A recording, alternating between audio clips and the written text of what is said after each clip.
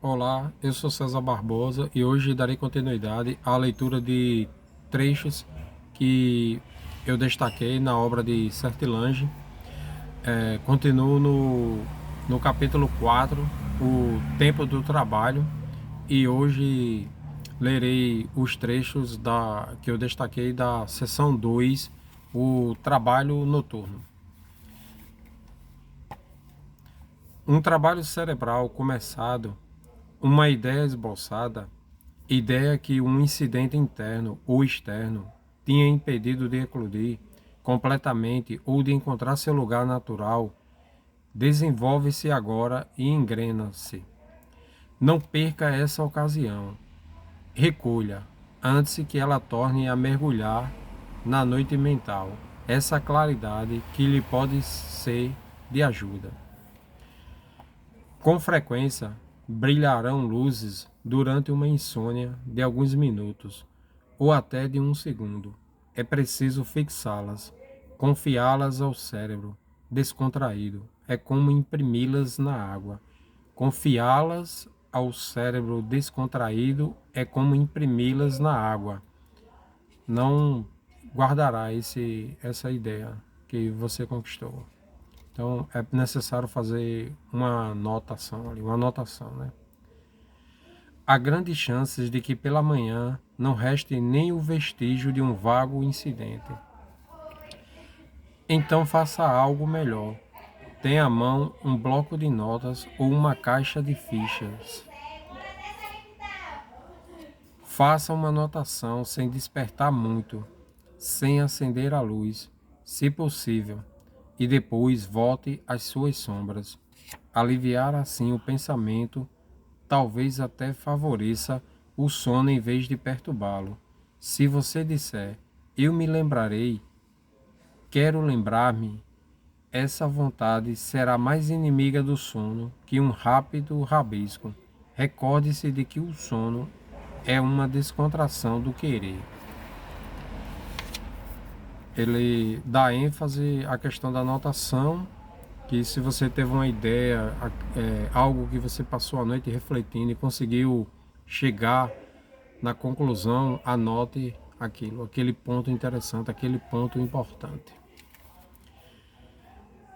Todo pensador experimenta esses momentos de lucidez matinal, às vezes surpreendentes, diríamos até miraculosos. Tratados completos já vieram à luz assim, depois de uma longa e penosa série de estudos intrincados, em que o autor tinha o sentimento de estar perdido numa floresta sem clareiras nem perspectivas. Ele fala que às vezes você passou o dia ali estudando, refletindo sobre uma tese, sobre o material, o conteúdo, né? Ou tentando resolver algum problema, por exemplo, um problema de matemática bem complicado, passou o dia ali e não conseguiu, foi deitar pensando naquele problema, meditando, né? Ele vai falar nisso, né? Que muitos monges usavam essa técnica, eles passavam os dias estudando, escolhiam um ponto essencial para meditar sobre aquilo, né? E por vezes a resposta chegava ainda à noite, outras vezes pela manhã. E ele diz que muitos gênios, muitos intelectuais, né, conseguiram essa resposta matinal, após o sono noturno, né? E grandes descobertas, grandes tratados foram conquistados dessa forma. E no final desse trecho aqui, especificamente, que vou reler aqui, depois de uma longa e penosa série de estudos intricados, em que o autor tinha o sentimento de estar perdido numa floresta, sem clareira nem perspectivas. Esse trecho lembra muito a questão de Dante ali no início do Canto do Inferno, né? Que ele diz que no meio do caminho da vida dele, né? Que na metade da vida dele, ele estava numa floresta escura, perdido, né? Perdido. E aquela jornada, aquele início da jornada seria o ponto de partida para ele sair daquele local, de voltar à luz, que no caso seria a jornada pelo inferno, purgatório e paraíso, né? Quando a fonte estiver seca e parecer que a corrente de pensamentos novos for inteiramente extraída, pare de escrever. Mas não deixe de fixar por algum tempo os olhos sobre sua riqueza. Pode ser que ela ainda cresça, que a corrente traga novos elos, que as correntinhas multipliquem-se e subdividam-se. Tudo isso é tão precioso que nenhuma parcela deve se perder. É um trabalho poupado ao seu dia. À noite, excelente colaboradora, presenteou-lhe sem nenhum esforço de sua parte com uma jornada de 24 horas completas, de semanas talvez, que seriam necessárias para lapidar com um esforço da vontade a luxuosa joia que ela lhe deu. Às vezes, apenas uma dormida, ali um pensamento, uma reflexão à noite, você consegue algo que levaria uma semana, um dia, 24 horas refletindo, semanas, meses, e às vezes só à noite chega essa resposta, né? E outro ponto aqui interessante que ele diz que no início desse trecho, né, quando a fonte estiver seca e parecer que a corrente de pensamentos novos foi inteiramente extraída, pare de escrever. Isso aqui vale muito para os escritores, né? Qual escritor que não passou por isso, né? Aquele bloqueio, você não consegue mais produzir, você não consegue mais escrever, você acha que já saiu tudo que era possível de sua cabeça, né?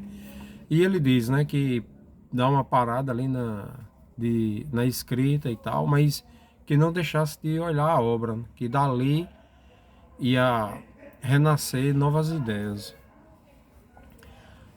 Os monges têm o costume, tão antigo quanto a piedade, de colocar ao final do seu dia, como uma semente, nos sulcos da noite, seu ponto de meditação. Tem a esperança de encontrar, ao despertar, a semente já macia, penetrada pela umidade da terra e talvez germinada. Ela crescerá mais rapidamente no solo da reflexão e da graça. A questão de refletir à noite, né, sobre, passou o dia ali estudando, escolhe um ponto de meditação, medita sobre ele, reflete, uma reflexão sobre aquilo, né? E no dia seguinte, após a dormida, talvez a resposta surja, né?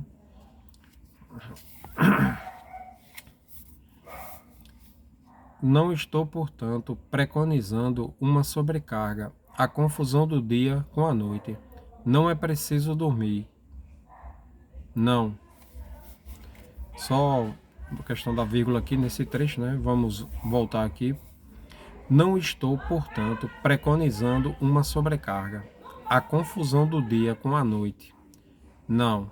É preciso dormir. Ele fala da necessidade de dormir, né? Ele não se trata especificamente de trocar o dia pela noite.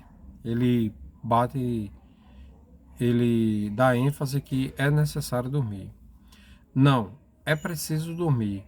Um sono reparador é indispensável. Mas digo-lhe que a noite, enquanto noite, pode por si mesma trabalhar, que ela aconselha, que o sono, enquanto sono, é um útil artesão, que o repouso, enquanto repouso, é também uma força, é segundo sua própria natureza e não por uma violência à sua constituição, que devemos empregar seus auxílios. O repouso não é uma morte, é uma vida, e toda vida dá seu fruto. Podendo colhê-lo você mesmo, não deixe para os pássaros noturnos os frutos do sono.